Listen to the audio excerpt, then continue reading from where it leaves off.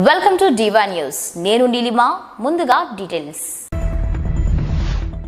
పేకాట, కోడి పందాలు, గుండాట చట్టరీత్యా నేరమని వీటిని నిర్వహించినా పాల్గొన్నా కఠిన చర్యలు తీసుకుంటామని భీమడోలు తహసీల్దార్ రమాదేవి అన్నారు. భీమడోలు తహసీల్దార్ కార్యాలయంలో నిర్వహించిన కార్యక్రమంలో ఎంఆర్ఓ రమాదేవి మాట్లాడుతూ గతంలో కోడి పందాలు, అసాంఘిక కార్యక్రమాల్లో పాల్గొన్న 86 మందిని బైండ్ ఓవర్ చేయడం జరిగిందని, ఇంకొక 65 మందిని గుర్తించినట్లు తహసీల్దార్ తెలిపారు.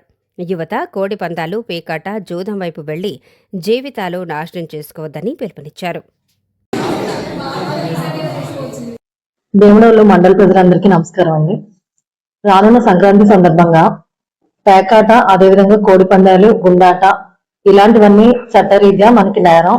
ఇలాంటి వాటిలో పాల్గొనడం కానీ, ఇలాంటి వాటికి సహాయం చేయడం అంటే వాళ్ళకి షామియానా సప్లై చేయడం కానీ, లేదు అనేసి అంటే దానికి సంబంధించి మనకి కోళ్లకు కత్తులు కట్టడం లాంటి యాక్టివిటీస్ లో ఏదైనా పార్టిసిపేట్ చేసినా కూడా వాళ్ళు చట్టరీత్యా శిక్షార్హులు. కాబట్టి అలాంటి వాటిలో పార్టిసిపేట్ చేయకుండా ఉండేలాగా చూసుకోండి. అదే విధంగా ఇప్పటి వరకు మనం ఈ యాక్టివిటీస్ లో ఎవరైతే మనం ప్రీవియస్ గా పార్టిసిపేట్ చేస్తున్నారో 86 మందిని ఐడెంటిఫై చేసి ఇప్పటి వరకు బైండ్ ఓవర్ చేయడం జరిగింది. అదే విధంగా ఇంకొక 60 మందిని కూడా గుర్తించడం జరిగింది. వీళ్ళ మీద కూడా బైండ్ ఓవర్ చేయడం జరుగుతుంది. కాబట్టి ప్రజలందరికీ విజ్ఞప్తి ఏంటి అనేసి అంటే, ఈ సంక్రాంతి సందర్భంగా ఇంట్లో మీ పిల్లలతోటి అందరితోటి ఆనందంగా ఆహ్లాదంగా సంక్రాంతి పండుగను జరుపుకోవాల్సిందిగా కోరుచున్నాము. ఇలాంటి పేకాట, గుండాట, అదే విధంగా కోడి పందాలు ఈ యాక్టివిటీస్ లో పార్టిసిపేట్ చేస్తే క్రూయల్టీ టు యానిమల్స్ యాక్ట్, అదే విధంగా ఏపీ గేమింగ్ యాక్ట్ ప్రకారం మీరు శిక్షార్హులు.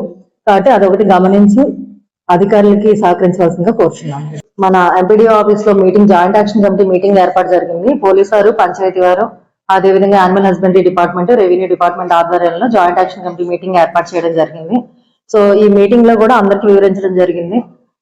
ఎక్కడైతే మనకి కోడి పందాలకు సంబంధించి బర్రెలు ఏర్పాటు చేస్తారో అది ప్రభుత్వ లేదంటే ప్రైవేటు భూములు ఏవైనా కూడాను అలాంటి వాటిల్లో మనం బర్రెలు ఏర్పాటు చేస్తే వెంటనే దానికి సంబంధించిన సమాచారం ఈ జాయింట్ యాక్షన్ కమిటీకి తెలియజేయవలసిందిగా, అదేవిధంగా ప్రైవేట్ భూముల్లో కనుక అయితే ఆ ప్రైవేట్ భూమి యజమానుల మీద యాక్షన్ తీసుకోవడం జరుగుతుందని చెప్పి తెలియజేస్తాం.